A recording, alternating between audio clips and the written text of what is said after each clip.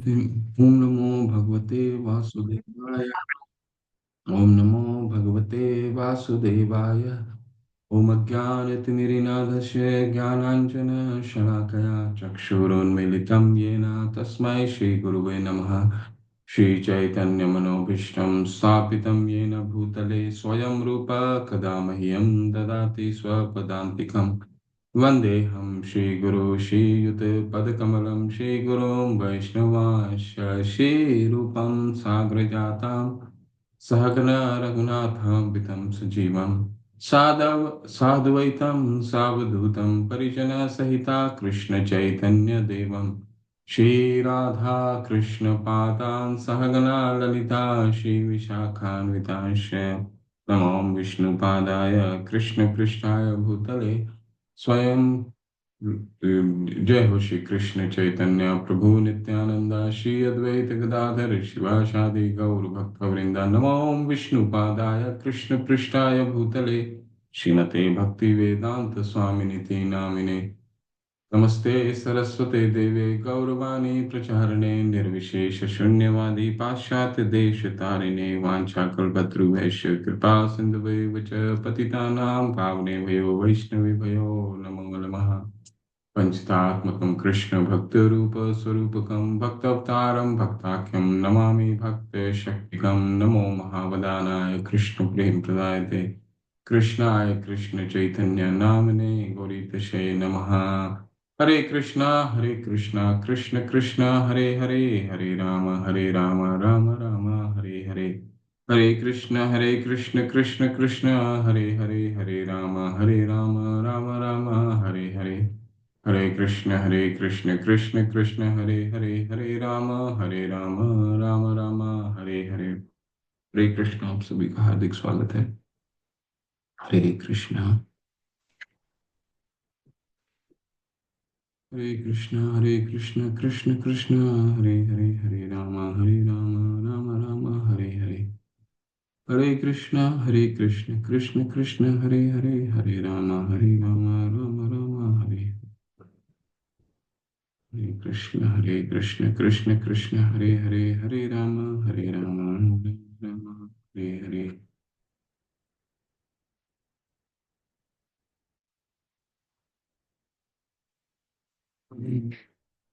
हम अपने वर्ष को चैंट कर लेते हैं।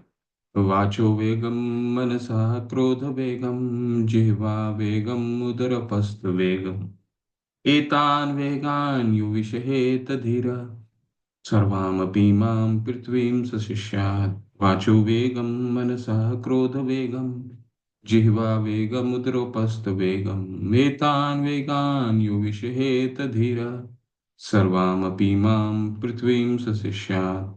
अत्याहार प्रयासश्च च प्रजल्पो नियमाग्रह जनसङ्गस्य लोल्यं च षड्भिर्भक्तिर्विनिश्यति। अत्याहार प्रयासश्च च प्रजल्पो नियमाग्रह जनसङ्गस्य लौल्यं च षड्भिर्भक्तिर्विनिश्यति। उत्साहात् निश्चयात् धैर्यात् तत्तत्कर्म प्रवर्तनात् सङ्गत्यागस्ततो वृत्तेः षड्भिर्भक्ति प्रसीदयति। उत्साहात् निश्चयात् धैर्यात् तत्तत्कर्म प्रवर्तनात् सङ्गत्यागस्ततो वृत्तेः षड्भिर्भक्ति प्रसीदयति। ददाति प्रतिगृह्णाति गुह्यम् आख्याति प्रयक्षति भुङ्क्ते भोजयते चैव षड्विधं प्रीतिलक्षणम्। ददाति प्रतिगृह्णाति गुह्यम् आख्याति प्रेक्षति भुङ्क्ते भोजयते चैव षड्विधं प्रीतिलक्षणम्। हरे कृष्ण कृष्ण कृष्ण हरे हरे हरे राम राम हरे हरे। हरे कृष्णा कृष्ण कृष्ण हरे हरे हरे राम हरे हरे। हरे कृष्णा कृष्ण कृष्ण हरे हरे हरे राम हरे हरे। तो हम अपनी चर्चा को जारी रखते हैं कहाँ से जहाँ से हमने संपन्न किया था पिछले सत्र में। श्री श्री राधा गोविंद की जय। श्रील प्रभुपाद की जय। तो हमने पिछले सत्र में क्या देखा? पिछले सत्र में हमने पहला श्लोक, पहला मंत्र हमने शुरू किया था, जो छह वेग को, अगर देखिए उपदेशामृत नेक्टर ऑफ इंस्ट्रक्शन में इंस्ट्रक्शन है। देखिए क्या चीज का इंस्ट्रक्शन है? हमारे लिए निर्देश है। रूप गोस्वामी पाद इस किताब के इस ग्रंथ के माध्यम से हमें कुछ निर्देश दे रहे हैं। किस चीज का निर्देश है? इसका कहा जाता है उपदेश। उपदेश का अमृत, उपदेशान अमृत, ठीक है, नेक्टर ऑफ इंस्ट्रक्शन। तो ऐसे उपदेश जो हमें क्या प्राप्त करवाएगा? अमृत। कैसा अमृत? आनंदाम बुद्धिवर्धनम प्रतिपदम पूर्णामृता स्वादनम। ठीक है, हम पहला शिक्षाष्टकम का पहला शब्द श्लोक पढ़ते हैं। क्या कहते हैं? आनंदाम बुद्धिवर्धनम। ऐसा आनंद, आनंदाम बुद्धि वर्धनम प्रतिपदम, हर पल, हर हर क्षण हमें वो आनंद की अनुभूति कराएगा। तो आनंदाम बुद्धिवर्धनम प्रतिपदम पूर्ण अमृता स्वादनम। तो पूर्ण अमृत का स्वादन करवाएगा। ऐसा निर्देश का हम अगर पालन करते हैं तो क्या होगा? हमें हरिनाम करने में रुचि उत्पन्न होगी। हम भगवान की ओर निकट निकट जा सकते हैं। तो ये निर्देश इस ग्रंथ के द्वारा देते हैं। पहला निर्देश क्या है? छह वेग को नियंत्रित करना है। वो छह वेग कौन से हैं? वाक, वाक बोलने की वेग को, ठीक है। वाचो वेगम, वाच का वेगम, बोलने की वेग को। मुंह के दो दो वेग होते हैं। वाचो वेगम, क्या क्या है? बेकार की बातों की चर्चा नहीं करना, ठीक है। किताब, समाचार पत्र, टीवी और रेडियो, टॉक शो, इंटरनेट। उदाहरण, तो हमने उदाहरण के रूप में क्या देखा? शिला प्रभुपाद बताते हैं कि हम व्यर्थ की बातें करते हैं। भगवान ने ये हमें मुख क्यों दिया है? एक ही मुख दिया है, और दो दो यंत्र दिए हैं जिससे हम सुन सकें। तो यानी कि हमें, अगर भगवान, अगर बोलने की हमें ज्यादा जरूरत पड़ती तो हमारे शरीर में मुख ज्यादा होते, और सुनने के यंत्र, दो कान कम होते। हमें भगवान ने एक ही मुख दिया है, यानी कि हमें सुनना, दो यंत्रों से सुनना ज्यादा है और बोलना कम है। इसलिए एक मुख और दो कान। इन इन इन इसको क्या काम करना है? इन वाक से बेकार की बातों की चर्चा नहीं करना है। किताब, समाचार पत्र, TV, radio, talk show, internet. उदाहरण, मेढक की टरटर। हम कई बार देखते हैं ना, मोबाइल हो गया, या कई तरीकों से हम सोशल मीडिया में भी चैट करना। एक तरह से हो सकता है हम उस समय कुछ बोल ना रहे हों, परंतु लिखने का कार्य कर रहे हैं, सोचते हैं, मुख में नहीं आता परंतु लिखते हैं, तो वो भी एक तरह से व्यर्थ का प्रजल्प है। तो करना क्या है? इसका क्या इन सब इंद्रियों को क्या करना है? इंद्र, तीसरे अध्याय के 26वें श्लोक में हमने क्या पढ़ा? इंद्रियाणि प्राण आयुर इंद्रिय भय परमना। यानी जड़ इंद्रियां से, कर्म, जड़ इंद्रिय से, इंद्रियानी प्राण आहुर, यानी ये कर्म इंद्रियां से सर्वश्रेष्ठ मन है, ठीक है। भगवान तीसरे अध्याय के 27वें श्लोक भगवत गीता में बोलते हैं, 26 या 27। इंद्रियानी प्राण आहुर इंद्रिय भय परमना, मन तस्तु परम बुद्धियो बुद्धये परतस्तु सा। जड़ इंद्रिय से, कर्म इंद्रियों से सर्वश्रेष्ठ क्या है? मन है, ठीक है। मन को जैसा लगाएंगे, जैसे अपने कर्म इंद्रियों को, तीसरे अध्याय में आपने पढ़ा होगा। हम तीसरा अध्याय जब भी आता है, हमें एक चित्र तुरंत दिमाग में आ जाना चाहिए। कौन सा चित्र? वो कठोपनिषद का हमने लेवल 1 में कई बार वो चित्र को दिखाया था। कौन सा? पांच घोड़े। पांच घोड़े जो विभिन्न इंद्रियों को विभिन्न इंद्रियों को संकेत देते हैं। कौन कौन से विभिन्न इंद्रियां? हमारे कर्म इंद्रियां, जिसके द्वारा हम कर्म कर्म करते हैं, ठीक है। या फिर ज्ञान इंद्रिय, जिसके द्वारा हम ज्ञान लेते हैं। तो इन मन को क्या क्या है जिनके द्वारा ज्ञान लेते हैं? आंखों के द्वारा कुछ देखते हैं तो ज्ञान लेते हैं, कुछ स्मेल करते हैं तो ज्ञान लेते हैं, तो कुछ मुख से बोलते हैं तो ज्ञान लेते हैं, कानों के द्वारा ज्ञान लेते हैं। तो पांच ज्ञान इंद्रियां, पांच घोड़े हमने देखे होंगे। इंद्रियाणि प्राणाहुर इंद्रिय भय परमना, मनस्तस्तु परम बुद्धया बुद्धयो परतस्तु स। तो ये कर्म इंद्रियों से सर्वश्रेष्ठ मन है। और मन से सर्वश्रेष्ठ क्या है? मन से सर्वश्रेष्ठ मन तस्तु परम बुद्धि, बुद्धि है। मन से सर्वश्रेष्ठ बुद्धि है। और बुद्धयो परतस्तु सह। और बुद्धि से सर्वश्रेष्ठ कौन है? सह। सह यानी आत्मा। तो हमने पढ़ा था कि 5 घोड़े हैं, 5 घोड़े का लगाम कौन है? लगाम मन है। मन को चलाने वाला कौन है? सारथी। वो लगाम पकड़ता है ना। तो सारथी कौन है? बुद्धि है। और जो पीछे या बैठा हुआ है वो कौन है? आत्मा है। तो कर्म इंद्रियों से सर्वश्रेष्ठ लगाम है। तो जो चीज ज्ञान इंद्रियों से सर्वश्रेष्ठ लगाम है, तो जो चीज को हम देखेंगे, अच्छे बोलेंगे, अच्छा सुनेंगे, अच्छा स्मेल करेंगे, उस तरह से हमारा मन होगा। ठीक है। और अगर मन सर्वश्रेष्ठ है तो उसके ऊपर बुद्धि होगा, यानी कि सारथी। और सारथी अगर सारथी की बुद्धि तीक्ष्ण हो रही है। ठीक है। बुद्धि तीक्ष्ण कब हो सकती है? जब हम शास्त्रों का भगवान की कथा, संसिद्धि हरितोषणम, इनको हम हरि की तुष्टि में लगाते हैं। ठीक है। कृष्ण कथा कहना, मौन नहीं रहना है। इसका मतलब ये नहीं कि हम मौन नहीं रहे, मौन नहीं रहना है। यदि आप नियंत्रित कर सकें तो आप बढ़ा सकें। यानी कि ये वाचो वेगम, वाच को जरूर एकदम वही बोलना है जो जरूरत है, शास्त्रों के अनुमोदित बोलना है, और व्यर्थ के प्रजल्प नहीं करना है। दूसरा क्या था? मन। तो जैसे वाक जैसा बोलेंगे वैसा मन होगा। मनस्तस्तु, मन राजा है। ठीक है। सबसे सर्वश्रेष्ठ मन ही है ना। इंद्रियों में भगवान क्या करते हैं? 10वें अध्याय में क्या कहते हैं? कि मैं सभी इंद्रियों का मन हूं। यानी कि मन जो है वो मन भगवान का संकेत देता है। भगवान 10वें अध्याय भगवत गीता में अपने कई गुणों के बारे में चर्चा करते हैं। ठीक है। तो उसमें से मन जो है वो क्या है? इंद्रिय जो है, इंद्रियों में सर्वश्रेष्ठ मन है। ठीक है।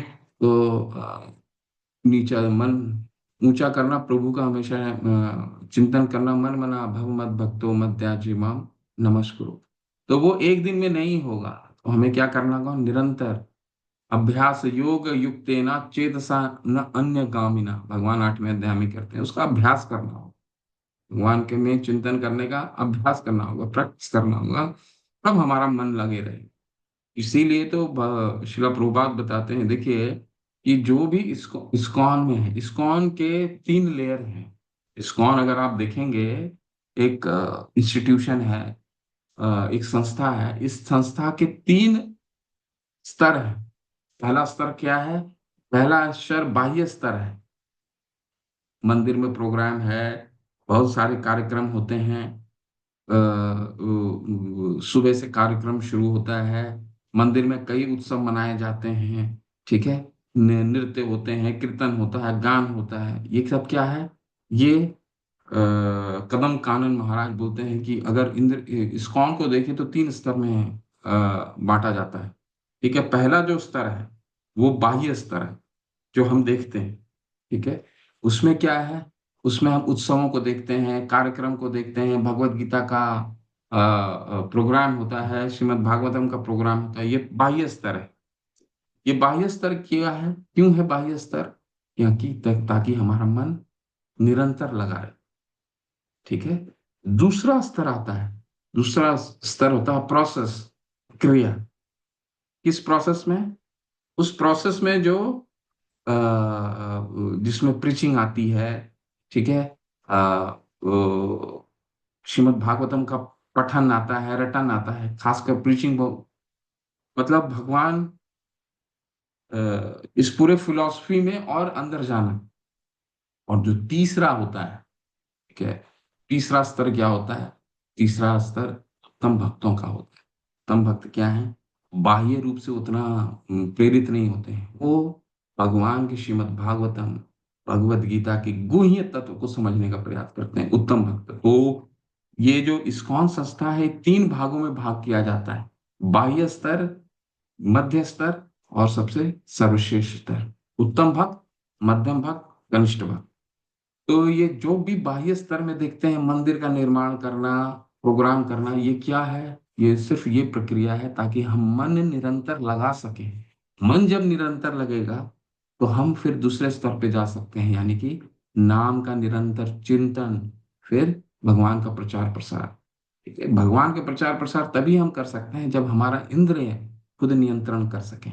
ठीक है, और जब हम प्रचार करेंगे तो फिर एक ऐसा समय आएगा जब हमारा मन पूर्ण रूप से भगवान के मन मना भव मद भक्तो मध्याजिबाम नमस्करो। तो ये मन जो लगाना है, इतना भी बाह्य स्तर में जो देख रहे हैं श्रील प्रभुपाद, जो भी कार्यक्रम इन्होंने दिया है, मन को निरंतर भगवान के चिंतन में लगाने के लिए उन्होंने ये प्रक्रिया दिया कनिष्ठ भक्तों के लिए। ठीक है, क्रोध का हमने चर्चा किया, तब उत्पन्न होता है जब मनुष्य की वासना पूरी नहीं होती है। ठीक है, गर्म कोयले को कर क्रोध, तीन नरक के द्वार हमने 16वें अध्याय में पढ़ा। क्या है 24वें श्लोक में क्या था, 23 की 24 में, त्रिविधम नरकस्येदम द्वारम नाश आत्मनः काम क्रोध तथा लोभ। तीन जो हैं नरक के द्वार हैं। काम, काम, काम का क्या मतलब है? काम का मतलब है वासना। वासना का क्या अर्थ हुआ? वासना का केवल मतलब वो नहीं होता है जिसका हम चिंतन करते हैं। स्त्री और पुरुष के बीच का प्रेम को वासना नहीं बोलते। काम का मतलब हुआ वो हर चीज जिसमें हमारी आसक्ति होती है।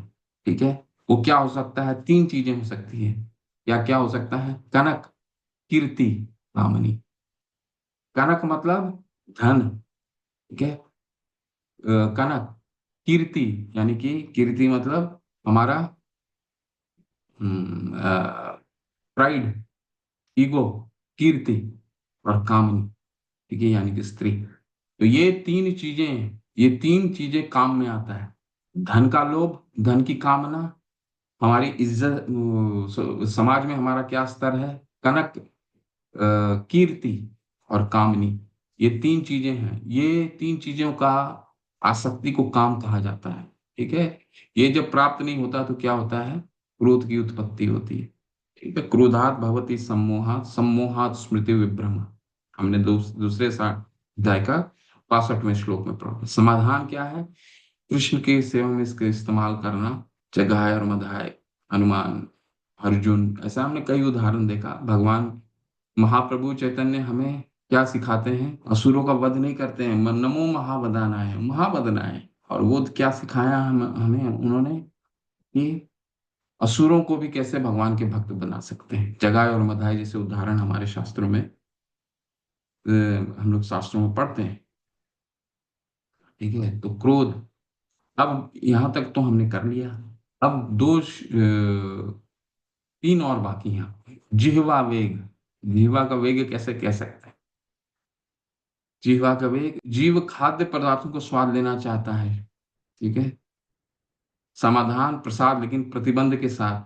सादा सात्विक भोजन करना, निर्धारित समय पे करना, और रेस्टोरेंट में नहीं जाना, अपने शरीर को ध्यान में रखते हुए करना। बहुत ही सामान्य है, कोई इसको समझने के लिए अ, हमें समझना बहुत ही मुश्किल नहीं है। परंतु क्या है, जो चीजें सबसे आसान होती हैं उसको पालन करना सबसे मुश्किल हो जाता है। ठीक है, इसीलिए उपवास, एकादशी का उपवास करते हैं। उपवास क्यों करते हैं? उपवास, उपवास दो कारणों से किया जाता है। पहला, ताकि हम अपने इंद्रियों को नियंत्रण, खासकर जिह्वा। ठीक है, जिह्वा सबसे कठिन इंद्रियां हैं। भक्ति विनोद ठाकुर क्या कहते हैं अपने तारे मध्य जीवाति, लोभमय सुदुर्मति, आके जेता कठिन संसारे, कृष्ण बड़ो दयामय, करीब आरे जीवा जाए, से प्रसाद उनो दिलो भाई, से अनमृता पाओ, राधा कृष्ण गुण गाओ। भक्ति विनोद ठाकुर कहते हैं, श्री भक्ति विनोद ठाकुर कहते हैं कि ये जीव जो है इंद्रियों में सबसे कठिन है। इंद्रियों में इसको कठिन है। इसीलिए एकादशी का बहुत ही नियमित रूप से पालन करना। और एकादशी का पालन करने का क्या मतलब है? कम खाना उस दिन, नियमित रूप से। ऐसा नहीं करना कि हम जो चार पांच चीजें जो निषेध हैं उसको छोड़ करके हम इतने खाना खा लें कि अगले दिन खाने का फिर जरूरत ही न पड़े। तो उपवास का मतलब यह है कि अपने इंद्रियों को नियंत्रण करना। आचार्य तो बताते हैं, राधा गोविंद महाराज, परम पूज्य राधा गोविंद महाराज तो बताते हैं कि अग्नि में जले हुए वह प्रसाद को ग्रहण करना ही नहीं चाहिए एकादशी में। ऐसा करके वो बताते हैं। परंतु फिर भी ठीक है, क्योंकि हम लोग सभी कनिष्ठ स्तर पे रहते हैं, इसीलिए अग्नि में का हुआ हम कुछ भी खाते हैं। तो जीवा का नियंत्रण करना जरूरी है। यज्ञ शिष्टानुसंतो मुच्यन्ते सर्व किल विषय भुजन्ते ते अघम पापा पंचंत आत्म कारण। तीसरे अध्याय में भगवान कहते हैं कि जब तक अन्न को अ, अर्पित नहीं किया जाए भगवान को, ठीक है, पहला तो रूल बुक में ये है, ठीक है, सबसे सबसे नीचे पहला आता है क्या है, सिर्फ प्रसाद खाएं। हमारा नियंत्रण स्वतः ही हो जाएगा, क्योंकि बाहर का खाना ऐसे ही हम भूल जाएंगे। ठीक है, यज्ञ शिष्टानि संतो मुच्यन्ते सर्व किल विषय भुजन्ते ते अघम पापा। अगर हम भगवान को अर्पित करके भोजन नहीं कर रहे हैं तो हम पाप खा रहे हैं। तो पहला अगर रूल बुक हम फॉलो करते हैं, पहला रूल बुक अगर हम पालन करते हैं, तो बाहर का खाना जहाँ अर्पित नहीं हुआ होता है भोजन, ऐसे ही खाना बंद कर देते हैं हम। ठीक है, तो बाहर के खाना जो रेस्टोरेंट यहाँ लिखा हुआ है, रेस्टोरेंट, तो ऐसे ही बंद हो गया। ठीक है, दूसरा क्या खाना खाना है, सादा सात्विक भोजन, अपने शरीर को ध्यान में रखते हुए खाना। ठीक है, तो जितना हम कठिन से, जितना तपस्या पूर्वक हम एकादशी व्रत का पालन करेंगे, हमारी इंद्रियां उतनी नियंत्रण होगा, उतना नियंत्रण में आए। ठीक है, इसमें आप अपने ग्रंथ खोलिए, कुछ कुछ बहुत मुख्य सिद्धांत पढ़ते हैं इसमें। महाप्रभु चैतन्य का बहुत अच्छा अच्छा 2-3 श्लोक है, उसके बारे में पढ़ेंगे। उनका सिद्धांत क्या उन्होंने दिया था, जिह्वा को नियंत्रित करने का क्या सिद्धांत है, बहुत सरल। हाँ, हमें ये खाना चाहिए, ये खाना चाहिए, ये खाना चाहिए। डॉक्टर भी बोल देता है, चिकित्सक भी बोल देता है, ये चीज मत खाओ, ये चीज मत खाओ। जिनको शुगर की बीमारी होती है, तो उनको बोलता है ये चीज नहीं खाओ। जितना निषेध करते हैं डॉक्टर उन चीजों के प्रति, मरीज को उतना ही प्रलोभन बढ़ जाता है। हमने देखा है ना कि जिन जिन चीजों का निषेध किया जाता है उन चीजों के प्रति प्रलोभन और बढ़ जाता है। तो जिह्वा इसीलिए महाप्रभु भक्ति विनोद ठाकुर कहते हैं सबसे कठिन है। तारे मध्य, सभी इंद्रियों के मध्य, तारे मध्य जिह्वा ती लोभमय सुगुरुमति, सबसे लोभी होता है। ठीक है, ये बात नहीं मानता है इंद्रियों की। क्यों नहीं बात मानता है? बंधुरात्मना आत्मना तस्य येन आत्मना आत्मना जिता। हमने अपने मन को बंधु नहीं बनाया है, इसीलिए जीभ से पहले मन आया। मन को अगर हमने बंधु बना लिया कि नहीं, मुझे ये नहीं खाना, ये नहीं खाना, ये नहीं खाना, ये नहीं खाना है, ठीक है, पहला स्तर तो हो गया कि ठीक वेजिटेरियन है। ठीक है, कृष्णाटेरियन हम बन गए। पर कृष्णाटेरियन बनने के बाद भी हमें और भी बहुत चीजें करनी होंगी, तब हम जिह्वा पे नियंत्रण कर पाएंगे। ठीक है, तो उसको पढ़ते हैं क्या करना है।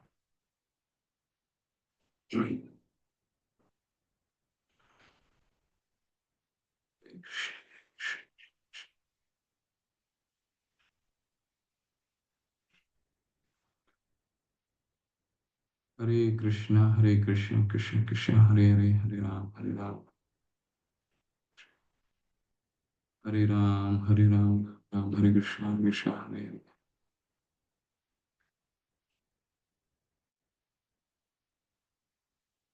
हरे कृष्ण कृष्ण कृष्ण हरे हरे, राम राम हरे कृष्ण हरे हरे कृष्ण।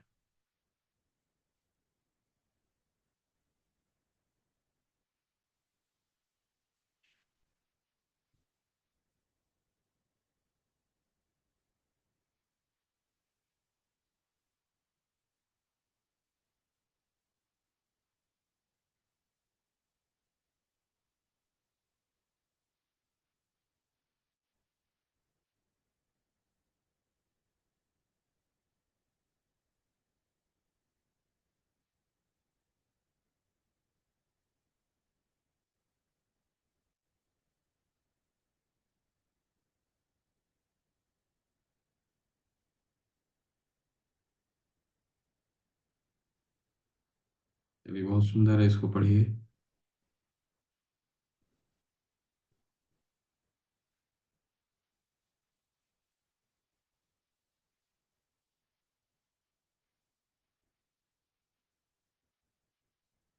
ये पैराग्राफ पढ़िए और हाथ रेस कीजिए, और इसको बताना है आपको कि ये का किस श्लोक का लिया हुआ है, बताइए।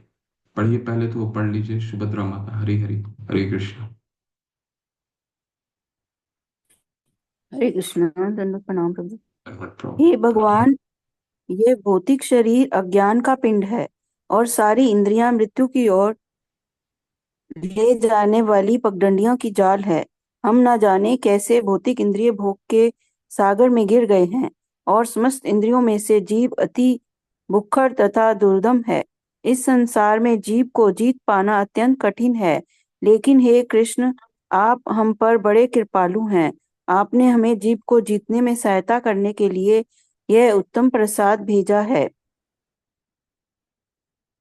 अतएव हम प्रसाद लें और श्री राधा तथा कृष्ण का गुणगान करें और सहायता के लिए महाप्रभु चैतन्य तथा प्रभु नित्यानंद का प्रेम से आवाहन करें। हरे कृष्ण, हरे कृष्ण। अभी आपको बताना है कि ये चीजें अभी हमने चर्चा की है, तो किस श्लोक का दिया हुआ है, कौन सा श्लोक है? ये प्रसाद सेवन की वो जो है उसमें। गाइए, किसी को स्मरण है? अमृता, अमृता माता हरे कृष्ण। मिट खींच के गाइए, सिर्फ ये सेंटेंस गाइए। अमृता, अमृता माता हरे कृष्ण। आपने हैंड रेज किया, किसी को याद नहीं है?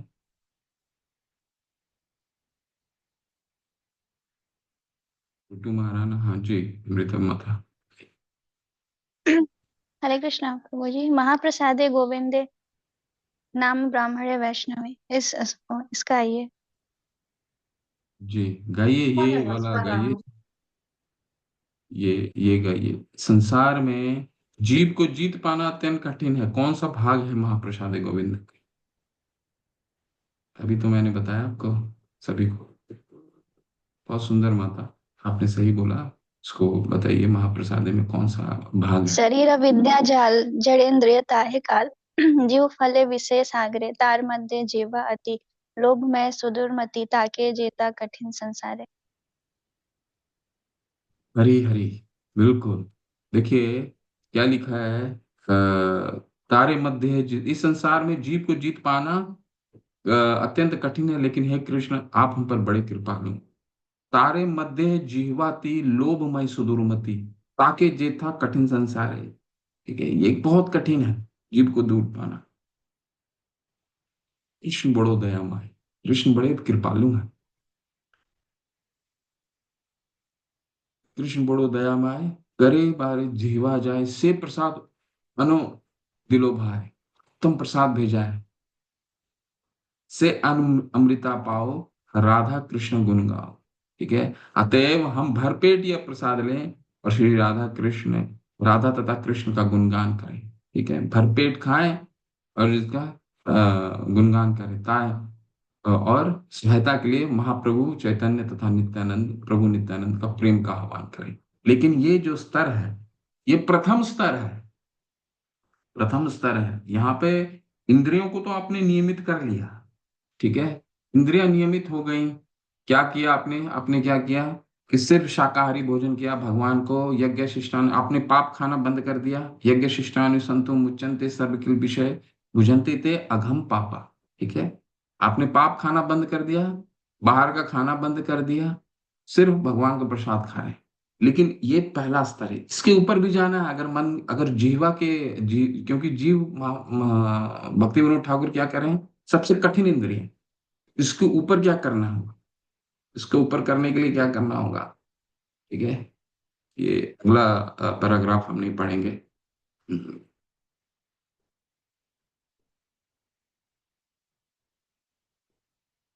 यहां से पढ़िए। पहला स्टेप क्या है? महाप्रसाद गोविंद, यानी कि पहले प्रसाद खाना, सिर्फ प्रसाद खाना। दूसरा स्तर क्या है, ये देखिए, ये चलिए पढ़िए। टुटू महाराणा प्रभु हरे कृष्ण। ये दूसरा स्टेप, नंबर 2। पहला स्टेप सिर्फ प्रसाद, दूसरा स्टेप क्या है, ये पढ़िए। हरे कृष्ण प्रभु जी। भैया, चैतन्य चरितमृत में कहा गया है, जिह्वा पर लालसा ये यही इति उति धाया शिष्योदर परायण कृष्ण नहीं पाया। जो व्यक्ति अपने जिह्वा जो व्यक्ति अपने स्वाद की तृप्ति के लिए इधर उधर दौड़ता रहता है और जो अपने उदर तथा जननेंद्रिय की इच्छाओं में सदैव आसक्त रहता है, वो कृष्ण को पाने की अक्षम रहता है। जैसे कि पहले पहले कहा जा चुका है, जीव उदर तथा जननेंद्रिय एक ही सीधी रेखा में स्थित है और वो एक ही कीट में आते हैं। भगवान चैतन्य ने कहा है, भाला ना खाई भाला ना खाइबे और भाला ना पारिबे, न तो विलासपूर्ण वस्त्र धारण करे, न ही स्वादिष्ट भोजन करे। चैतन्य चरितामृत। कृष्ण। बस प्रभु इसके आगे मैं अब कंटिन्यू कीजिएगा, पहले मैं समझा देगा। पहला स्तर क्या है? पहला स्तर है यज्ञ शिष्टानी, की भगवान को प्रसाद देकर के खाना है, प्रसाद भगवान को भोग अर्पित करना है, फिर ग्रहण करना है। स्तर नंबर 2, जिसके लिए उपवास बना है, क्या है? ये नहीं कि हम भगवान को प्रसाद देके खिला रहे हैं और उस भगवान को भोग लगा रहे हैं, तो क्या करना है? अरे थोड़ा सा चाउमीन बना लो, थोड़ा सा मंचूरियन बना लो, थोड़ा सा ये बना लो, सब वो बना लो, थोड़ा सा क्योंकि ये क्या है, हम क्या पढ़ते हैं 17वें अध्याय में, हमने क्या पढ़ा है? भोजन का 3 गुण होते हैं, सत बल आरोग्य सुख प्रीति विवर्धना, रस्य स्निग्धा स्थिरा, आहारा सात्विक प्रिया। सात्विक भोजन क्या है?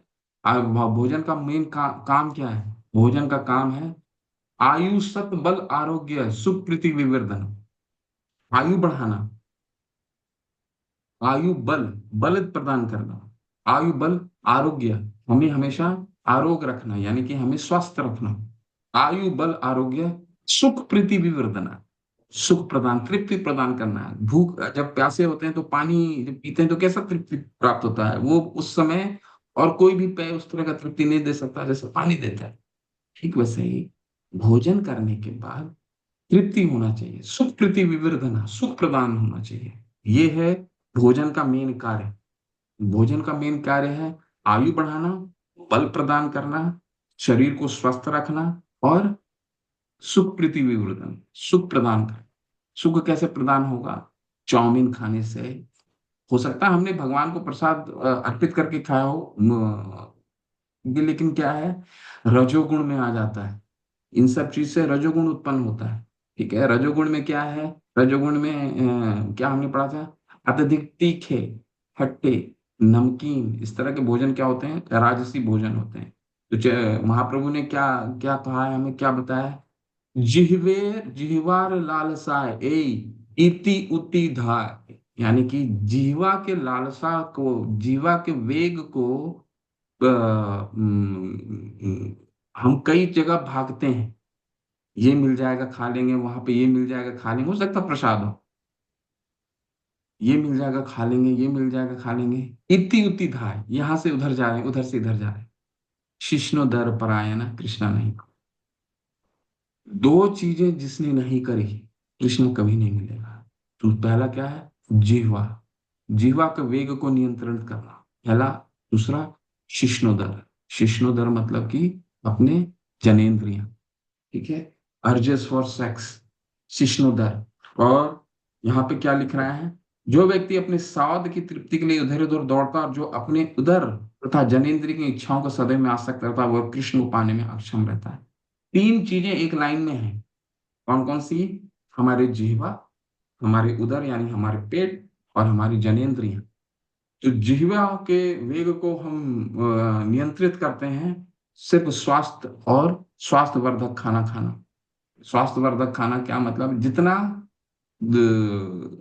देखिए भगवान चैतन्य यहाँ पे क्या कह रहे हैं? भाला ना खाइबे और भाला ना परिबे। ज्यादा हमें राजसी भोजन की तरफ आकर्षित नहीं होना है। भला ना पाइबे खाइबे, ज्यादा खाने के प्रति ज्यादा ये बना दो, ये बना दो, ये होना होना चाहिए, पुलाव होना चाहिए, ये होना चाहिए, भला ना खाइबे और भला ना परिबे। यानी परिबे मतलब पहनना ज्यादा, अब स्वस्थ पहनना, अच्छा पहनना। पुरुषों के लिए मुंह जी के लिए क्या है? कुर्ता, धोती। माताओं के लिए क्या है? साड़ी। तो ये वैदिक आचार है, वैदिक आचार यही है। भला ना खाइबे, भला ना परिबे। हमने 64 गुण भक्ति रसामृत सिंधु में भी पढ़ा है। तो 64 गुण में एक चीज क्या रूप गोस्वामी पाद ने वर्जित किया है? बहुत ही आकर्षक वस्त्र पहन करके हमें भी मंदिर में नहीं जाना चाहिए। ठीक है? क्यों नहीं जाना चाहिए मंदिर में? बस इसका भी कोई फिलॉसफी है ना। फिलॉसफी क्या है? हम भगवान से सुंदर नहीं होना चाहिए। ठीक है? भगवान से सबसे सर्वश्रेष्ठ है। ठीक है? तो हमें अच्छा, स्वयं को साफ सुथरा, निरंतर और एक सामान्य, ज्यादा खाने की लालसा नहीं होनी चाहिए। आकर्षक खाने की लालसा नहीं होनी चाहिए। भला ना खाइबे, भला ना परिबे। ठीक है? अगर ये हम नियंत्रित कर सकते हैं, जिह्वा का नियंत्रण सबसे इंपॉर्टेंट है, सबसे महत्वपूर्ण है। देखिए, जिह्वा को नियंत्रित करने से क्या फायदा मिलेगा, ये पढ़िए। पढ़िए टुटू महाराणा प्रभु। हरे कृष्ण प्रभु जी। पढ़िए। जो लोग उदर रोग से पीड़ित हैं, वो उदर के वेग को बस में लेने में जरूर असमर्थ रहे होंगे। कम से कम इस विश्लेषण से ये विश्लेषण से तो यही लगता है, जब हम आवश्यकता से अधिक खाना चाहते हैं तो हम जीवन में स्वतः अनेक असुविधाओं को जन्म देते हैं। किंतु यदि हम एकादशी तथा जन्माष्टमी जैसे दिनों में उपवास रखें तो हम उदर की आवश्यकता पर अंकुश लगा सकते हैं। हरे कृष्ण। धन्यवाद। इतना सुंदर आगे लिखा है सिद्धांत। ये उपवास जो है, वो एकादशी का व्रत का पालन बहुत ही श्रद्धा पूर्वक, बहुत ही गंभीर होकर के करना चाहिए। गंभीर का क्या मतलब है? हमें अपने जीवा को नियंत्रण करने का बहुत अच्छा मौका मिलता है एकादशी में। ठीक है? तो बिल्कुल कम खाना है उस दिन। जितना कम हो सकता है उतना खाइए। खाने में कोई वर्जित नहीं है। आपको सारे सभी लोगों को मालूम है एकादशी में क्या खाना चाहिए। परंतु अपने जीवा को अगर नियंत्रित करना है, ये बहुत महत्वपूर्ण है। क्यों? क्योंकि आपका स्वास्थ्य अच्छा रहेगा। उदर, उदर यानी पेट रोग। ठीक है? गैस्ट्रो जो डॉक्टर होते हैं, चिकित्सक होते हैं, आज की तारीख में जाइएगा, सबसे ज्यादा भीड़ उन्हीं के पास होता है। सबसे ज्यादा लोगों को आज शिकायत है तो किस चीज के लिए है? जितनी भी बीमारी की उपज है वो उधर से ही है। ठीक है? सभी लोग जानते हैं क्या खाना है, क्या नहीं खाना है। इसके बावजूद उधर का तकलीफ जो है सबसे ज्यादा है, जलन। वो क्यों होता है? क्योंकि हम अपने जीवा पे नियंत्रित नहीं कर। जितना खाना है रात को कम खाना है। भगवान ने बहुत अच्छे से समझाया छठे अध्याय में, क्या बताया? युक्त आहार विहारस्य, युक्त चेष्टस्य कर्मसु। युक्त आहार, ना ज्यादा खाना, ना ज्यादा खाना है ना कम खाना है। युक्त आहार विहारस्य युक्त चेष्टस्य कर्मसु। ठीक है? तो एकादशी व्रत का पालन बहुत ही श्रद्धा पूर्वक गंभीर होकर करना। और ये अगर गंभीर होकर के हम करें, बस तो हमारा उदर जो है स्वास्थ्य पूर्वक रहेगा। शिला प्रभुपाद बताते थे, एक बार एक भक्त से वार्तालाप में उन्होंने बोला कि अगर स्वास्थ्य अच्छा है, उसका एक संकेत है कि व्यक्ति एक बार मल त्यागने जाता है पूरे दिन में। ठीक है? और इससे ज्यादा हो गया, समझ लिए उसका खाना ज्यादा हो। ठीक है? दो बार खाना ज्यादा और तीसरी बार क्या हो गया, तो फिर तो स्वास्थ्य ही खराब। कम खाना जरूरी है, जितना जरूरत है शरीर को। क्योंकि ज्यादा खाना, ज्यादा खाने के लिए नहीं बताया गया। क्या कहा बताया गया है? खाना का क्या कार्य है, फंक्शन क्या क्या कार्य करता है खाना? खाना का कार्य है सुख प्रति आह, हमारा शरीर को बल प्रदान करता है। ठीक है? जैसे हमने अभी क्या है, आयु बल आरोग्य। अच्छे से कम खाएंगे, उसका आयु हमारा उतना, स्वास्थ्य अच्छा रहेगा। स्वास्थ्य अच्छा रहेगा, सुबह उठेंगे तो अच्छे से मंत्र कर पाएंगे। स्वास्थ्य अच्छा रहेगा, आयु बल आरोग्य। ठीक है? और ये नियंत्रित करते हैं तो क्या होता है, जनेंद्रियों के, जहां तक जनेंद्रिय वेगों का संबंध है, ये हम ये आप लोग स्वयं पढ़ सकते हैं। ठीक है। जनेंद्रियां क्या होते हैं, शिश्नोदर प्राण। और हैंड रेस कीजिए और इसको पढ़ेंगे, फिर हम अगले मंत्र में जाएंगे। बस अंतिम 3-4 सेंटेंस पढ़िए। हिरण्यमयी माता, हरि हरि, हरे कृष्ण माता, पढ़िए। हरे कृष्ण प्रभु जी, आदर प्रणाम। जहाँ तक धन्यवाद। जनेंद्रियों के वेगों का संबंध है, वे दो तरह के हैं, उचित तथा अनुचित अथवा वैध और अवैध समागम। जब मनुष्य ठीक से सयाना हो जाए तो वह शास्त्रों के विधि विधानों के अनुसार विवाह कर सकता है और अपनी जनेंद्रियों का उपयोग उत्तम संतान उत्पन्न करने के लिए कर सकता है। यह वैध तथा धार्मिक है, अन्यथा वह किसी प्रकार के नियंत्रण के बिना अपनी काम वासना की तृप्ति के लिए अनेक कृत्रिम साधनों का प्रयोग करता रहेगा। जब कोई अवैध विषय जीवन में, जैसे कि शास्त्रों में इसकी परिभाषा दी गई है, उसके विषय में चिंतन, योजना बनाना, चर्चा करना या वास्तविक संभोग करना या कृत्रिम साधनों से काम तृप्ति में लिप्त होता है, तो वह माया के जाल में फंस जाता है। हरे कृष्ण प्रभु जी। है। ओके। ये आदेश न केवल गृहस्थों पर लागू होते हैं, अपति त्यागियों या जिन्होंने संन्यास ग्रहण कर लिया है उनके लिए भी है। जी श्री बस बस जगदानंद माता, पंडित बस ने। बस बस बस माता, यहाँ ये हरे आप लोग कृष्णा प्रभु। अध्ययन कीजिएगा। तो जनेंद्रियां,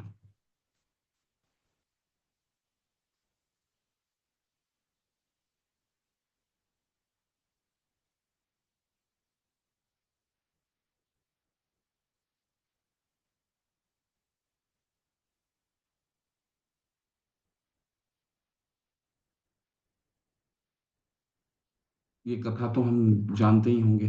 ठीक है, ये कथा है जिसका चित्र है अजामिल की कथा है। ठीक है। अजामिल, ये जितनी भी कथा हैं हमारे शास्त्रों में, शास्त्रों के माध्यम से जो हमें इन कथाओं के माध्यम से क्या एक सीख दी जाती है। क्या सीख है कि अजामिल जैसा ब्राह्मण का पुत्र कोई सामान्य ब्राह्मण नहीं था। अजामिल का जो पुत्र, अजामिल जो थे ब्राह्मण पुत्र, कोई सामान्य ब्राह्मण नहीं था। ठीक है? शास्त्रों का अनुमोदन, शास्त्रों का आज्ञाओं का पालन करता था, अपने गुरु के आज्ञाओं का पालन करता था। ठीक है। और क्या हम जानते हैं कि अपने इंद्रिय को, वेग को वो नियंत्रित नहीं कर पाया। जब उसके पिता ने एक जंगल से लकड़ी लाने को कहा, फिर एक पुरुष और स्त्री को वो आलिंगन करते देखते हैं और पूरा मन विचलित हो जाता है। विचलित होने के बाद भी अपने विचलन को, अपने आसक्ति को नियंत्रण करने का बहुत प्रयास करते हैं। वो अपने गुरु के आदेशों का मन में चिंतन करते हैं और दोबारा उन आदेशों के प्रति बहुत चिंतन करते हैं अजामिल। परंतु फिर भी क्या होता है, फिर भी वो उस वेग को नियंत्रित नहीं कर पाते। क्यों ऐसा होता है? हायतो विषयान पुंसा संगस्ते पुजायते संगा संजायते काम। बार बार उस चीज का चिंतन करने से हमें काम उत्पन्न होता है। ठीक है। काम तो शिला प्रभुपाद अपने, अभी माता ने कितना सुंदर से पढ़ा। क्या शिला प्रभुपाद हमें बता रहे हैं? शिला प्रभुपाद बताते हैं कि हमें अपने जनेंद्रिय का इस्तेमाल केवल और केवल कृष्ण भावनामृत में, कृष्ण भाव उसका उपयोग केवल और केवल शास्त्रों का अनुमोदित होना चाहिए और एक कृष्ण भावनामृत बच्चे की उत्पत्ति के लिए उसको होना चाहिए। ठीक है। अपमानजनक, अप्रतिबंध, अवैध उपयोग, 5 विचारधारा योजना बात कर रहे हैं, करना और कृत्रिम मतलब। तो इससे क्या करना है, पर उठने के लिए क्या करना चाहिए? कृष्ण भावना कृष्ण भावनामृत में स्थित संतानों पर बन। ठीक है। इसका निष्कर्ष क्या है? निष्कर्ष, अगर ये 6 चीज पे नियंत्रित करनी है, कौन कौन सा 6 चीज हैं? वाचो वेगम, मनसा क्रोध वेगम, जिह्वा वेगम, उदर उपस्थ वेगम। बोलने की वेग को, मन की वेग को, क्रोध की वेग को, जिह्वा की वेग को, उधर पेट की वेग को और जनेंद्रियों की वेग को, बस यही मेडिसिन है, यही दवाई है कि हम एक गोदास से गोस्वामी बन जाएंगे। ठीक है, गोदास का क्या मतलब है? गो का मतलब होता है इंद्रियां। गो का मतलब दो चीजें होती हैं। गो का मतलब गाय भी होता है, गो का मतलब अपना इंद्रियां भी होता है। तो या तो हम अगर ये छह चीज का पालन हम अच्छे से करते हैं तो गो के दास यानी कि हम इंद्रियों के दास से हम इंद्रियों के स्वामी बन जाते हैं। स्वामी कौन होता है? जो नियंत्रण कर पाता है, यानी अपने इंद्रियों को नियंत्रण कर पाते हैं। तो हमारे जितने भी गोस्वामी हैं वो क्या है? छठे गोस्वामी हम जिनको बोलते हैं वो क्या है? गोस्वामी हैं। उन्होंने अपने इंद्रियों पे नियंत्रण कर दिया। तो सबसे पहला ये शिक्षा हमें देते हैं कैसे गोदास से गोस्वामी बन। गोदास से गोस्वामी बनने के बाद ही हम जो नाम चिंतन करते हैं उस पे, हम हरि नाम करते हैं, तभी हम हमारा मन लग सकता है। न धनम, न जनम, न सुंदरिम, कवितम व जगदीश काम ये, न मम जन्मनि जन्मनीश्वरी भवतार भक्ति अहेतु की त्वयि। तो ये केवल और केवल शिक्षाष्टकम नहीं है। भगवान चैतन्य ने ये हमें अपने जीवन में उतारने के लिए कैसे हम उतार सकते हैं? न धनम, न मुझे धन चाहिए। वो छह वेगों से हम अगर छह वेगों को नियंत्रित करते हैं तो इस शिक्षा को अपने जीवन में उतारने में बहुत ही आसान हो जाएगा। न धनम, न जन्म, न सुंदर, कविताम वा जगदीश काम। ठीक है, तो ये तभी संभव है हम गोस्वामी बन सकते हैं। गोदा अपने दास अपने गो को नियंत्रित कर सकते हैं। ठीक है, हरे कृष्णा। ये हो गया आपका मंत्र नंबर 1। मंत्र संख्या 2 चलते हैं हम।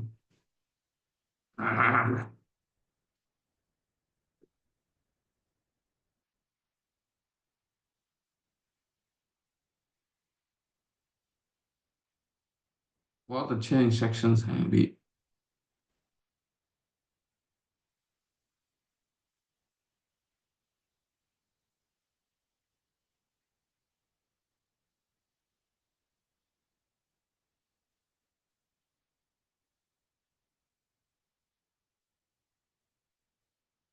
तो जैसे हम 1 से 7 जो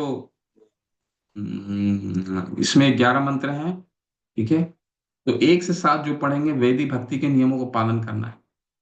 ठीक है, तो पहला श्लोक हमने क्या पढ़ा? पहला श्लोक में हमने पढ़ा, यह श्लोक आध्यात्मिक जीवन के लिए पूर्वापेक्षा के बारे में विस्तार से बताता है। जैसा कि प्रस्तावना के तीसरे मुख में मन और इंद्रियों को नियंत्रित करना, गोदास गोस्वामी बनने के लिए रूप गोस्वामी पाद हमें शिक्षा दे रहे हैं। दूसरा श्लोक है क्या है? क्या क्या बाधाएं आती हैं हमारे जीवन में जो भक्ति के पथ पे रोड़ा का कार्य करते हैं। हमें भक्ति में हमारा पतन होता है किन कारणों से? वो भी छह है, सारा छह छह, फॉर्मूला ऑफ 6। ठीक है, छह का फॉर्मूला याद कीजिए। अभी छह का फॉर्मूला हमने बोला क्या करना चाहिए, छह चीजें क्या नहीं करनी है।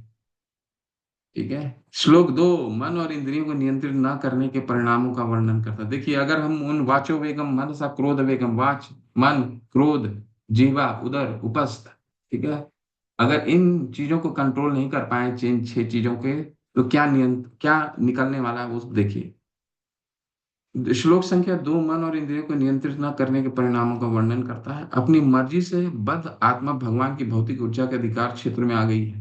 इसके अभाव में उसे शरीर के मांगों को पूरा करना पड़ता है जो इस ऊर्जा को उत्पाद है। श्लोक 2 आगे बताता है कि कैसे उन बुनियादी मांगों को इस तरह से पूरा किया जाए जो भौतिक उलझनों के बजाय आध्यात्मिक प्रगति को बढ़ावा दे।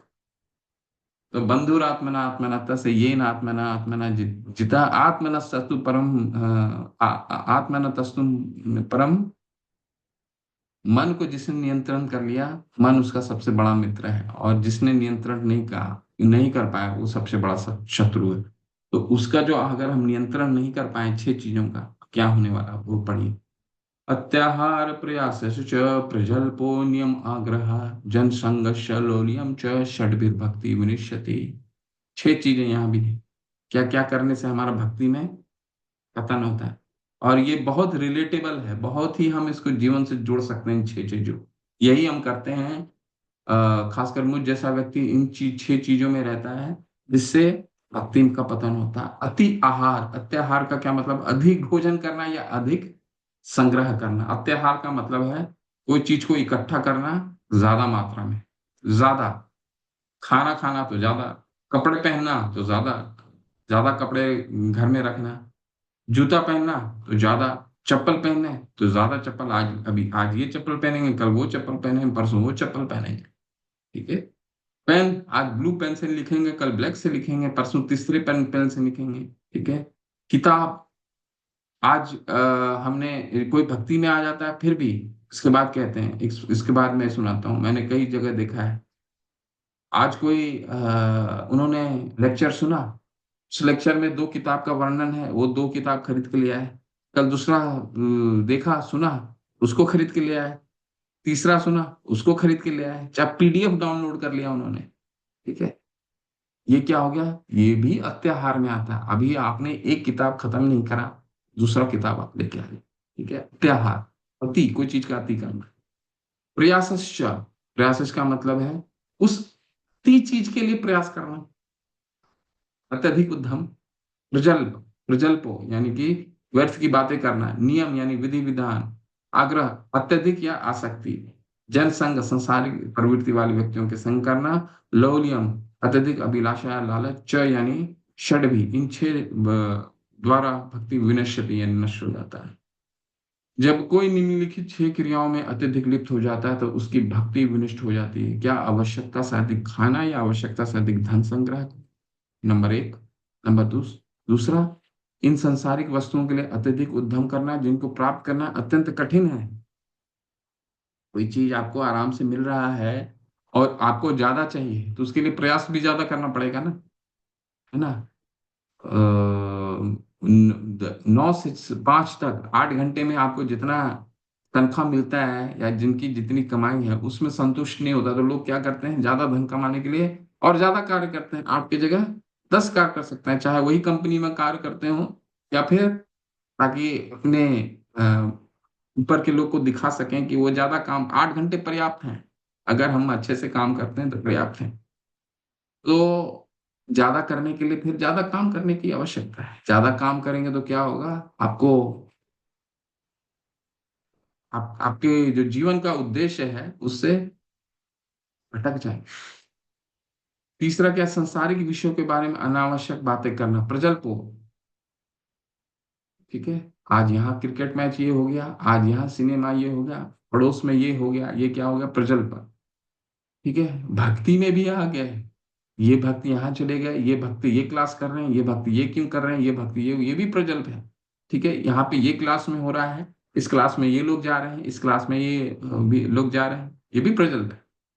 शास्त्र विधि विधानों का अत्यधिक उन्नति, इसमें एक बहुत महत्वपूर्ण है। नियम आग्रह, इसको आप नोट कीजिए। नियम आग्रह के दो मतलब है। ठीक है। हम आगे चलेंगे तो पढ़ेंगे। शास्त्रीय विधि विधानों का आध्यात्मिक उन्नति के लिए नहीं पितु केवल नाम के लिए अभ्यास कर रहा है, या शास्त्रों के विधि विधानों का त्याग करना और स्वतंत्रता पूर्वक इन मन या मनमाना कार्य करना, दो मतलब है। ऐसे सांसारिक प्रवृत्ति वाले व्यक्तियों की संगति करना जो कृष्ण भावना मृत में रुचि नहीं रखते, तथा छठा, सांसारिक उपलब्धियों के लिए ललायित रहे। लौलियम, ये चीजें। ठीक है। तो भगवान की तीन प्राथमिक शक्ति क्या क्या क्या है? शक्ति, भगवान की दो शक्तियों के बारे में बताइए। कौन सा श्लोक है? श्लोक बताइए, इसके बाद फिर इस पे चर्चा करते हैं। आप सबने पढ़ा है पराशक्ति भगवत गीता? अपराशक्ति। हैंड रेस कीजिए।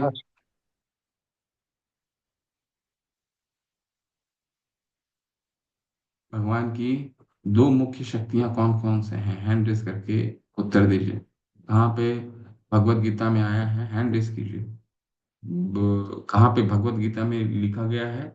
और वो श्लोक अगर किसी को स्मरण है, स्मरण होना चाहिए, क्योंकि वो हमारा मेमोराइजेशन श्लोक है, हम लेवल 3 में पढ़ रहे हैं। मेमोराइजेशन श्लोक है। कौन से हैं बताइए। सूर्य प्रसारी प्रभु, हरि हरि। हरे कृष्णा। भगवान की दो मेन शक्तियां, पराशक्ति अपराशक्ति, अध्याय 7 में हमने पढ़ा था प्रभु जी। श्लोक नंबर याद नहीं। हरि बोल प्रभु। प्रभु जी ने तो बिल्कुल बता दिया कहाँ पे है। और कौन सी शक्ति हैं, लेकिन आप में से किसी को स्मरण नहीं है कि वो शक्तियां अपरा और परा की क्या परिभाषा है, क्या परिभाषा है उनकी, किसी को स्मरण नहीं है। प्रभु जी, अपरा शक्ति भौतिक शक्ति है जिसे बहिरंगा शक्ति भी कहते हैं, और ये आंतरिक शक्ति है जो परा शक्ति है। जी, 7:4 में कहा गया, अपरे भूमि र अपन लो वायु खम मन बुद्धि रेव च अहंकार इति यम में भिन्ना प्रकृति अष्टधा। 8 तरह की, ये जो चीजें जो भौतिक जगत देख रहे हैं, जो नियंत्रित हो रहा है, वो 8 शक्तियों से हो रहा है। ठीक है, 7:4 में बताया गया है। ठीक है, इसके अगला 7:5 में क्या है, अपरेयम इतस्तन्या प्रकृति वृद्धि में पराम जीव भूता महाबाहो यजेदम धार्यते जगत। अपराशक्ति वो शक्ति है, पराशक्ति, अपराशक्ति भौतिक शक्ति है जिसके द्वारा पूरा भौतिक जगत संचालित होता है। ठीक है, और दूसरा पराशक्ति अप्रेयमित स्तन्य, इसके अलावा एक और शक्ति है प्रेयमित स्तन्य प्रकृति विद्धि में पराम जीव भूता महापर। जीव जो है, हम सभी जीव जो है, 84 लाख जीव, सब भगवान की पराशक्ति है। ठीक है, हालांकि तटस्थ शक्ति के बारे में चर्चा नहीं आया है भगवत गीता में, परंतु जब हम आगे पढ़ेंगे अगले ग्रंथ में, तो भगवान ने तो जीव को आध्यात्मिक शक्ति बताया है, परंतु हम आगे जब पढ़ेंगे तो एक बीच का और शक्ति आता है। कौन सा है? तटस्थ शक्ति। तटस्थ का क्या मतलब है? बीच वाले, कभी इधर चले जाते हैं, कभी इधर चले जाते हैं, कभी भौतिक जगत के संसर्ग में आते हैं तो बहिरंगा हो जाते हैं, और कभी आध्यात्मिक शक्ति के तरफ झुकाव होता है तो वो अपना स्वरूप पा लेते हैं। जीव तो वैसे है ही आध्यात्मिक। तो तटस्थ कौन हो सकता है? केवल और केवल मनुष्य, बाकी तो सारे सारे भोग योनि है। मनुष्य केवल कर्म योगी है। ठीक है, कर्म योनि है, जिसके कारण वो यहां भी जा सकता है और यहां भी जा सकता है। ठीक है, सीमांत शक्ति, समझ के दायरा, कृष्ण को संतुष्ट करना। अंतरंगा शक्ति, अंतरंग शक्ति का क्या उदाहरण है? उदाहरण क्या कहा गया है? महात्मा। महात्मा कौन होते हैं? और दुरात्मा। महात्मा का क्या परिभाषा है भगवत गीता में? क्या कहा गया, कौन है महात्मा? जिसका हम भौतिक जगत में उपयोग करते हैं शब्द का, महात्मा शब्द का, लेकिन आध्यात्मिक जगत में भगवत गीता में उसका क्या परिभाषा है? महात्मा किसको कहा जाता है? हम तो महात्मा सवाल करते हैं ना, बहुत सारा, बहुत महात्मा भौतिक जगत में बहुत लोगों के उपाधि में लगा देते हैं महात्मा, ये महात्मा है, ये महात्मा है, ये महात्मा है। परंतु भगवत गीता में महात्मा का क्या परिभाषा है? किसी को स्मरण है? अध्ययन करके थोड़ा सा आएंगे तो चर्चा करने में आसान होगी, और जितना चर्चा करेंगे उतना समझ पाएंगे। प्रभु जी, हिरणमयी जिन्होंने होता है। अपनी इंद्रियों को काबू में कर दिया है वो महात्मा है प्रभु जी।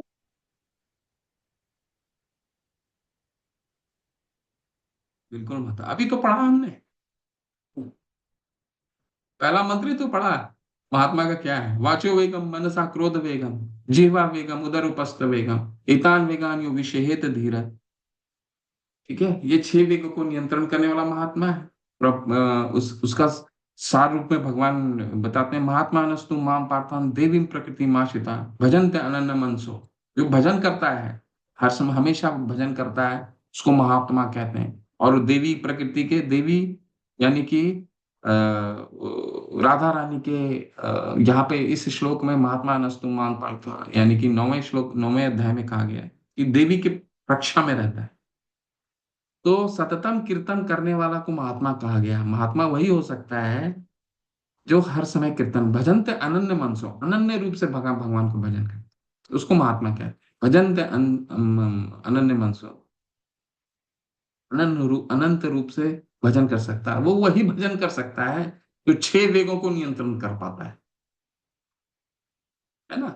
अगर 6 वेग नियंत्रण ही नहीं है तो अनन्य रूप से कैसे भजन होगा? खाने का मन करते रहेगा, बोलने का मन करता रहेगा, कोई कुछ बोल दिया उसका स्मरण होता रहेगा, अरे क्रोध इसने ऐसे कैसे बोल दिया, क्रोध हवेगम महात्मा नास्तु माम पार्थ देवीं प्रकृति। सबसे पहले 6 चीजें अगर नियंत्रण हो गए, तब हम भगवान का सततम कीर्तयंतो मम यति अंतश्च दृढ़ता, तब हम महात्मा के अनुसरण कर सकते हैं महात्माओं का। इसीलिए साधु संघ कहा जाता है। साधु संघ सर्व शास्त्र को है, लव मात्र साधु संग सर्व सिद्धि हो। अगर हम साधु संग करते हैं तो ये सब चीज वेग हमारा नियंत्रण आ सकता। ठीक है, ये महात्मा हो गया। और जो इनका बिल्कुल विपरीतार्थक है, विपरीत है, यह शास्त्र विधि उत्सृज्य, 16वें अध्याय में क्या कहा, जो शास्त्रों के नियम का पालन नहीं करता, यह शास्त्र विधि सृज्य वर्तते काम कारत, अपने मन माना ढंग से करता है। ठीक है, कई लोग को आपने देखा होगा ना, अरे शास्त्र क्या बोलता है। ठीक है, लोग धूमपान करते हैं, सिगरेट पीते हैं, बोलते हैं अरे यहाँ पोल्यूशन तो इतना हो रहा है, वो तो बहुत हानिकारक है। ठीक है, तो वो जब वहाँ आप रोजाना आप उसको अपने अंदर ले रहे हैं, तो सिगरेट पीना कौन बुरा बात, ऐसे कई लोगों को आपने सुना होगा बोलते हुए। तो ये क्या हो गया, यह शास्त्र विधि उत्सृज्य वर्तते काम कारक, शास्त्रों को विधि के पालन न करते, वर्तते काम कारक, अपने मनमाने ढंग से काम करता है, वर्तते काम कारक, न सिद्धिम अवाप्नोति न सुखम न परागम गति। ऐसे व्यक्ति को न सिद्धि प्राप्त होती है, न सिद्धिम अवाप्नोति, न सुखम न पराम गति, न सुख प्राप्त होता है न परम गति प्राप्त होती है। वो कौन हो गए, दुरात्मा। ठीक है, 16वां अध्याय में दैवी और आसुरी स्वभाव समझाया गया है। भगवान ने दैवी और आसुरी स्वभाव समझाया है, और विस्तार से आसुरी स्वभाव समझाया है। ये वही दुरात्मा है, अपने मनमानी ढंग से काम करते हैं, प्रवृत्ति च निवृत्ति च, किसी कुछ नहीं मालूम है क्या जीवन में करना है। ठीक है, तो 2 तरीके से रह सकते हैं। हरे कृष्ण प्रभु जी। वो उन्होंने वो भी बोलते हैं कि महात्मा जो लोग हैं उनसे विरुद्ध होते हैं, उनकी प्रक्रिया प्रकृति सब। दोबारा बोलिए माता, मैं समझा नहीं। अ, प्रभु जी, जो महात्मा लोग होते हैं उनसे अलग होते हैं, वो उनकी प्रक्रिया उनसे विरुद्ध होती है, जो जी दुरात्मा होते हैं। जी जी, क्योंकि चा हमने पढ़ा है ना, 4 जो लोग कभी भगवान के शरण ग्रहण नहीं करते हैं, उसमें से एक क्या है, नाम नाम माम नमाम दुष्कृतनो मूढ़ा प्रपदन्ते नराधमा माया अपहृत ज्ञाना असुरम भव मासुता। ऐसे लोग आसुर होते हैं। ठीक है, जो महात्मा को पहचान नहीं पाते, जिसको भगवान माता कह रही है, उनके बिल्कुल विपरीत होते हैं। इसके प्रभाव में हमें शरीर की मांगों को पूरा करना होता है, भौतिक शक्ति की प्रकृति यानी यह बुद्धि। अब थोड़ा सा हम लोग कल इसका अध्ययन करेंगे। ठीक है, आज ही स्तर से, और कल इस मंत्र को संपन्न करेंगे, समाप्त करेंगे।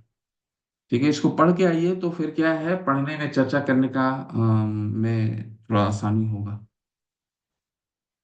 तो आज हमने क्या क्या पढ़ा, तो आज हमने 2 चीजों के बारे में पहला मंत्र का बचे हुए 3 चीजों के बारे में चर्चा किया है। क्या क्या है, वाचो वेगम मनसा, क्रोध वेगम जीवा वेगम, उदरोपस्थव वेगम, हितान वेगान युविषेत धीर।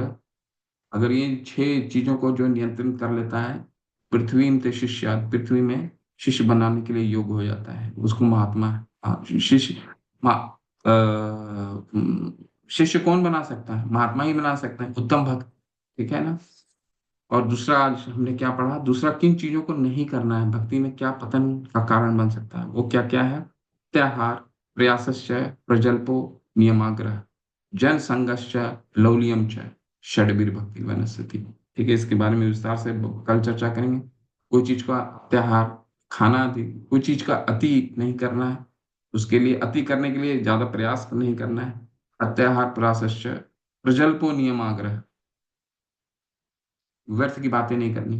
प्रजल्प हो, अगर प्रजल्प नहीं करेंगे तो वाक को वाचो वेगम, वाच आपका नियंत्रित हो जाएगा। प्रजल्पो नियमाग्रह, जनसंग, जनसंग किसको बोला जाता है, भौतिक संगति।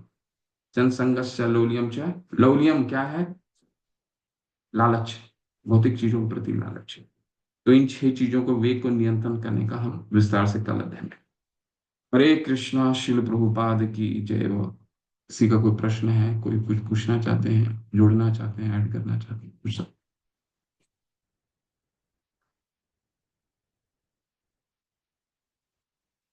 शोहन यादव प्रभु क्या लिख रहे हैं? हरे कृष्णा प्रभु जी, इस क्लास का रिकॉर्डेड वीडियो भेज दीजिएगा। प्रभु लाइव क्लास अटेंड कीजिए।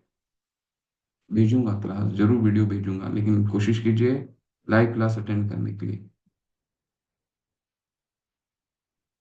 प्रभु जी एक क्वेश्चन था, जी। आउट ऑफ द क्लास है। ये गौड़िया मठ जो है उसमें क्या कुछ अलग ढंग से पद्धति है क्या उन लोगों का? नहीं, देखिए, हम गौड़िया मठ के भाग हैं। ये जितने भी संप्रदाय हुए हैं, भगौड़िया मठ को स्थापित करने वाले हैं शिला प्रभुपाद के गुरु, यानी भक्ति सिद्धांत सरस्वती गुरु महाराज।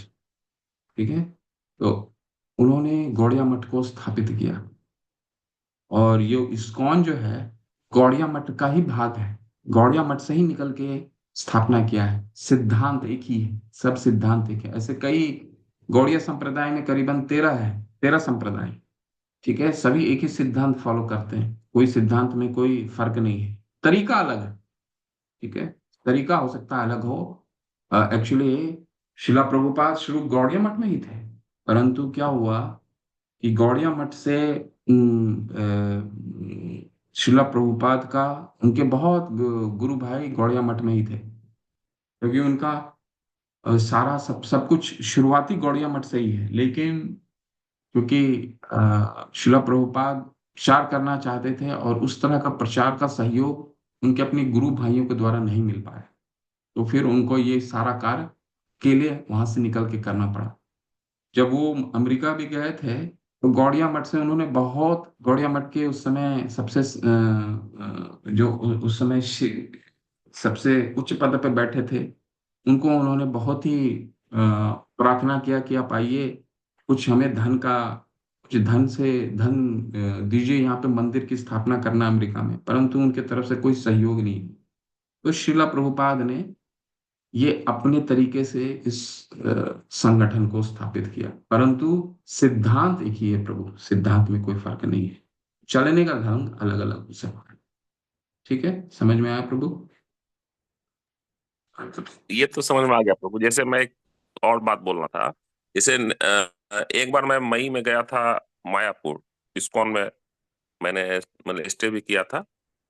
और इस बार दिसंबर में कुछ मित्र लोग हैं, मतलब कलकत्ता के, वो गौड़िया मठ से जुड़े हुए, वो बोले इस बार आप गौड़िया मठ चलिए, दिसंबर में प्रोग्राम है। इसीलिए हम हम्म। मतलब संशय में है कि जाना चाहिए, वहां रहना चाहिए या नहीं। वो बोले भाई इस्कॉन से थोड़ा सा आगे गौड़िया मठ है। हाँ हाँ, वहां बिल्कुल। पे करना आप जब भी जाएंगे, जब भी आप इस्कॉन की यात्रा करते हैं, इस्कॉन में जब भी आप मायापुर की यात्रा करते हैं, तो उस हाँ यात्रा में गौड़िया मठ जरूर लेकर के जाते हैं, क्योंकि सबका ही वहीं से हुआ, सृजन वहीं से हुआ है। हाँ परंतु रहने के लिए प्रभुपाद मना करते हैं, क्योंकि उसमें क्या है, फिलॉसफी में डाइवर्जन हो जाता है। ठीक है, तो आप घूमने जाइए, सब जाइए, सिद्धांत पढ़िए, क्योंकि सब कुछ वहाँ भक्ति सिद्धांत सरस्वती ठाकुर ने वहीं से शुरुआत की है। जरूर जाइए, उनके इतिहास के बारे में जानिए। भक्ति सिद्धांत सरस्वती हमारे गुरु के गुरु हैं। वहां जाकर उनकी मेडिटेशन कीजिए, बिल्कुल जाना चाहिए, वो जानना चाहिए। परंतु रहना, हमें सिद्धांत हम क्या फॉलो कर रहे हैं, हम सिद्धांत शिला प्रभुपाद द्वारा फॉलो कर रहे हैं। सिद्धांत सारे एक हैं, परंतु प्रक्रिया अलग है। ठीक है, तो आप जहाँ भी घूमना चाहते हैं, आप बिल्कुल घूम सकते हैं। ठीक है प्रभु, जाना जरूर, पर रहिए आप इधर ही, इस्कॉन में। स्टे इधर ही करना होगा आपको। अब आप वहां रहना चाहते हैं, आप रह सकते हैं, रहने के लिए कोई ये मनाही नहीं है। लेकिन वहां रहने, गौड़िया मठ जो है वहां से करीबन 1 किलोमीटर के ही दायरे में है। वहां रहने की रहने का जो स्थान है, वो मुझे मालूम नहीं है। रहने का स्थान उतना साफ सुथरा नहीं है। आप यहाँ रहिए, इसके आसपास रहिए। यहाँ तो बहुत सारे गेस्ट हाउसेज हैं, आपको तो मालूम होगा। मायापुर में आप जाते हैं तो बहुत सारे गेस्ट हाँ हाउस हैं, यहाँ रहिए, फिर वहाँ घूमने जाइए, कोई दिक्कत नहीं। अपने मित्रों से मिलिए, उनको वहाँ यहाँ भी लेके आइए, आप उनके पास जाइए, कोई दिक्कत अच्छा, नहीं। आप प्रभु जी कहाँ रहते हैं? आपका निवास स्थान? मैं आपका जहाँ आपने बोला अभी नाम लिया, मैं वहीं का निवासी हूँ। मायापुर। कलकत्ता का निवासी हूँ। अच्छा, कलकत्ता कहाँ पे है प्रभु जी कलकत्ता में? मैं बस एयरपोर्ट के पास रहता हूँ। दमदम। तो जी मैं जी। कभी अगर वहां आता हूँ, आपसे मिलना चाहूँ तो मिल बिल्कुल सकता है ना? बिल्कुल बिल्कुल बिल्कुल आ सकते हो। बिल्कुल आ सकते। ठीक है प्रभु। आदित्य गर्भ प्रभु, हरि हरि, हरे कृष्ण प्रभु। हरे कृष्ण प्रभु जी। दंडवत प्रणाम।